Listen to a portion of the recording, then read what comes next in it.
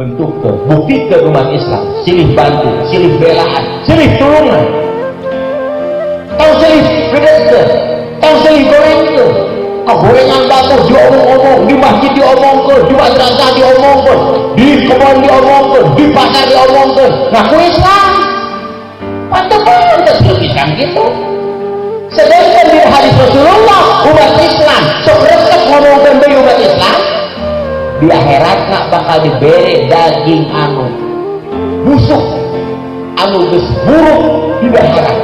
Dina ke Isra jeung Mi'raj Rasulullah ditingalikeun ka jelema ari daging atah bari buruk di akhirat, ari daging anu asat di akhirat.